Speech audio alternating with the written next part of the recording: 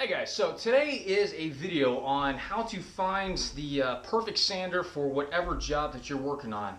I've got 3 different types. Stay tuned, I'll show you which one you need.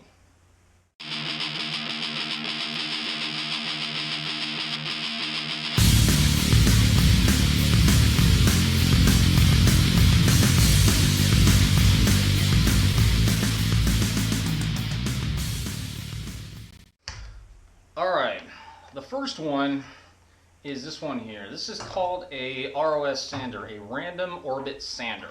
Alright, this one in particular is made by DeWalt. Tell by the beautiful trademark color and obviously, you know, the sticker that says DeWalt. Basically what a random orbit sander does is it actually moves in 2 different ways. First off, it spins around in this direction, okay? Second, it kind of goes around like this as well, okay? So, as it's doing this, it's also kind of doing this, all right? Obviously not quite that extreme, but you get the idea, all right? It's supposed to be a random pattern. This is really, really good for doing just, you know, basic sanding on damn near everything, okay? On this one, it has the hook and loop system on there, commonly known as Velcro. And I really, really recommend the hook and loop style pads on all different types of sanders.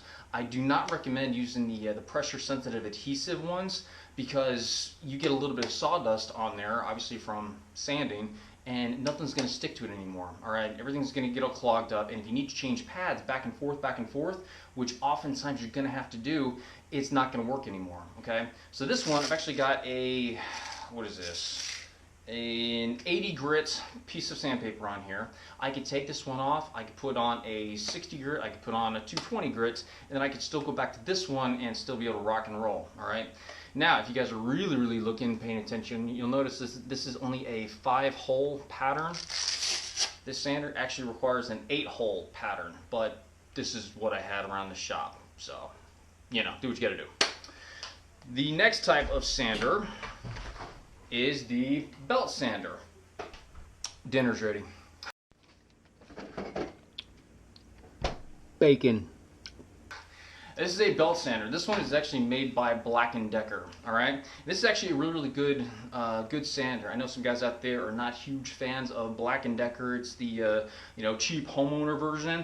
Believe it or not, this is actually a really, really good sander. All right. This one is called the Dragster because it, you know, I guess kind of looks like one. All right. And you can even pop the hood on it to get in some really, really tight spaces, which is kind of cool too.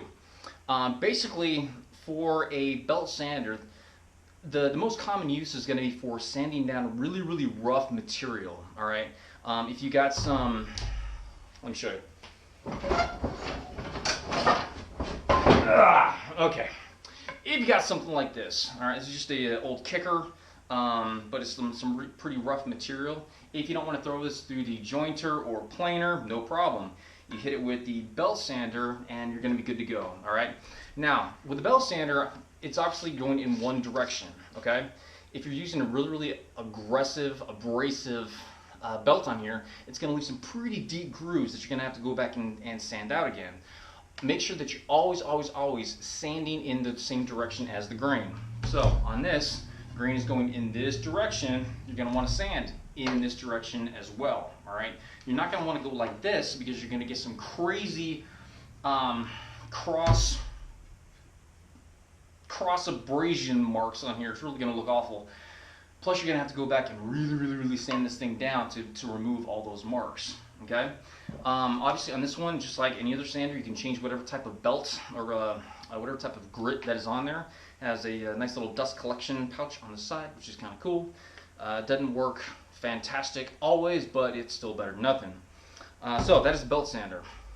This one right here is an edge sander or a mouse. All right, that's commonly called. This one again is by Black & Decker.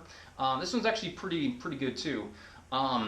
It doesn't, you know, spin around, it doesn't twist around, and it doesn't do the belt thing. It just simply kind of vibrates. All right, it's very similar to the quarter sheet sanders or like the jitterbug sanders that you might know from a long time ago. They still have them around. But this one has a different kind of profile on here. All right, this one's kind of nice because you can get right into corners and stuff without dinging up the rest of the molding or whatever else you're working on. It's great for the inside of a box, trying to get that last little corner where this one is not going to fit and this one is going to be way too aggressive. This can get right in there. Now, if you'll notice, this one actually does have the 8-hole pattern on there. This actually does not have the correct style or the correct size pad on here.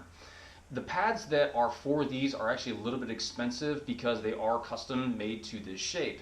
I'm kind of a cheapskate, most of you guys know that, and since this is the hook and loop style, get a regular piece of sandpaper that's got the hook and loop backing on it, drop this thing on top of it, and then with a razor knife or a utility knife, just kind of trim around it, and that way you'll get your perfect size, and you're actually going to save yourself a lot of money in the end. So, pros and cons of each, it kind of depends on what you're working on. This one is not going to do a real good job on sanding down really thick, nasty looking material like this. But it can get into corners and get up on edges real nice.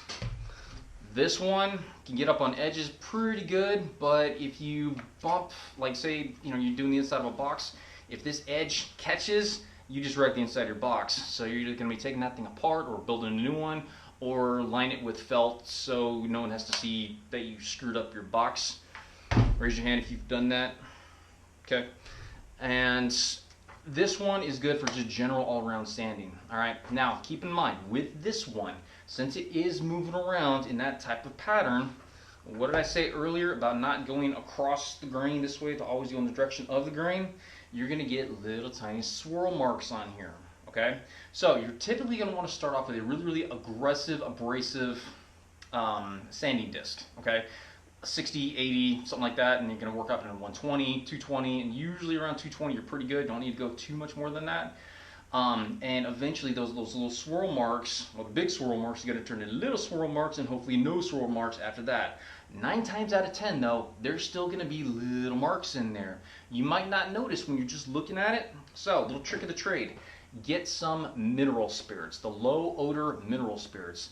Put it on a clean, lint-free white rag, or whatever color, but I just go with white because, I know it's clean. And then just, wipe down your project with it. That is going to highlight any kind of missed swirl marks, any pencil marks, any glue squeeze out that you might have missed. And it's also going to remove any bit of sawdust and hand grease and grime and crap like that. It's going to get all that off the wood. But when you're doing that, really, really inspect all the grain, all the stuff that's going to be showing on your final product to make sure that there are no cross sanding and swirl marks and stuff like that. All right. If there are, go old school, go the total cordless, powerless, start sanding. All right. Get your sanding block. All right. It's nothing more than a piece of 2x4 or whatever you got lying around, and you staple a couple pieces of sandpaper on it, and you just sand with the grain. Okay. It's not sexy, it's not power tools, but it gets the job done, and you're going to get a much, much better finish on it. All right? Questions, comments, concerns, complaints, whines, bitches, moans, and groans, leave them down below. Thanks for watching.